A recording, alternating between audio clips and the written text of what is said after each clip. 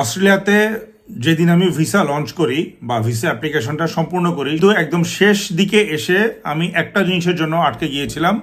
Visa application complete করা যাচ্ছিল না, সেটা হচ্ছে গিয়ে আমার বাচ্চাদের ভর্তির ব্যাপারে।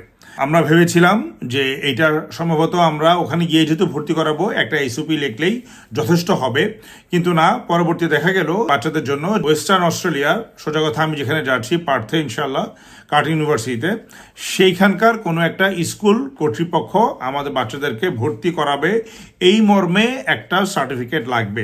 এটা ছাড়া অ্যাপ্লিকেশন সাবমিট করা যাচ্ছে না। যেহেতু একটা বাচ্চা আমার প্রাইমারি স্কুলে পড়ে আর একটা বাচ্চা হাই স্কুলে, সো দুইটা অথরিটি আবার দুই রকমের। তো যাই হোক, আমি বিভিন্ন স্কুলের ইমেল অ্যাড্রেস জোগাড় করে ওয়েবসাইট থেকে তাদেরকে ইমেল করা শুরু করলাম, বাট সেটা আসলে বেশি কাজে দেয় নাই।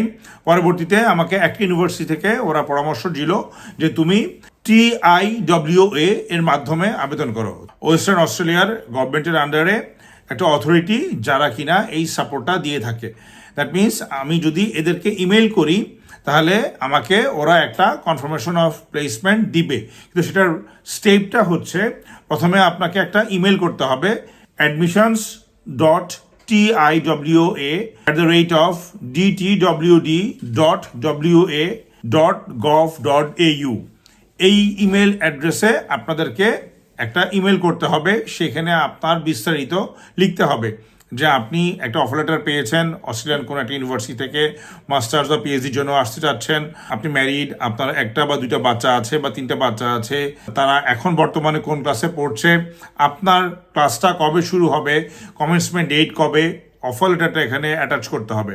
সো কি কি অ্যাটাচ করতে হবে আপনার এই ইমেলের সাথে?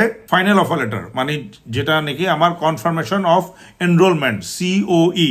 অর্থাৎ আমি শুধু অফার লেটার পাইলেই চলবে না, আমি যে তাদেরকে আবার একটা সেমিস্টারের ফি পেমেন্ট করে আমি এনরোলমেন্ট নিয়েছি বা অ্যাডমিশন নিয়েছি, সেইটা কিন্তু আমাকে পাঠাতে হবে। এরপরে প্রত্যেকের পাসপোর্ট কপি, অর্থাৎ আমার ওয়াইফের এবং আমার দুইটা বাচ্চার, তাদের পাসপোর্ট কপি, ওদের স্কুলের স্টুডেন্ট আইডি, ওদের দুজনের বার্থ সার্টিফিকেট, ওদের লাস্ট স্কুলে যে এক্সামটা হয়েছিল সেইটার দুজনের রেজাল্ট কার্ড, এবং প্রিন্সিপাল থেকে দুজনের জন্য একটা একটা করে দুইটা আলাদা আলাদা এনওসি লেগেছে।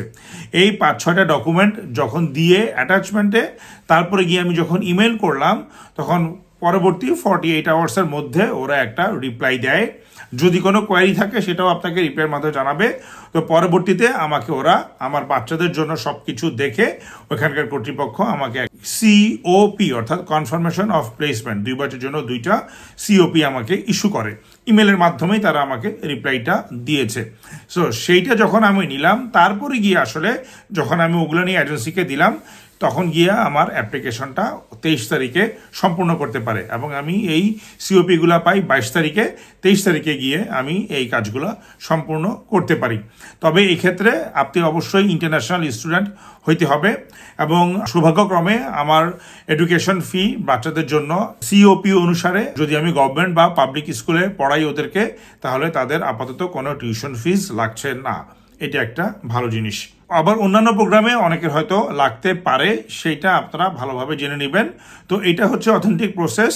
এর আগে যেটা হইতো, অনেকে হয়তো পরিচিত জনের মাধ্যমে বা ওখানে যারা গিয়েছে এর আগের অ্যালামনাই কোনো একটা কমিউনিটির মাধ্যমে এই অফার লেটারগুলো বাচ্চাদের জন্য স্কুল থেকে আনাইতো, বাট সেইটা আর এখন হচ্ছে না। এখন আপনাকে এই temporary international whole of life assessment বা TIWA এই অথরিটির মাধ্যমেই ইমেল করে আপনাকে সব কিছু ডকুমেন্ট অ্যাটাচ করে তবেই কিন্তু আপনাকে ফর্মালি কনফার্মেশন অফ প্লেসমেন্ট বাচ্চাদের জন্য আনা লাগবে।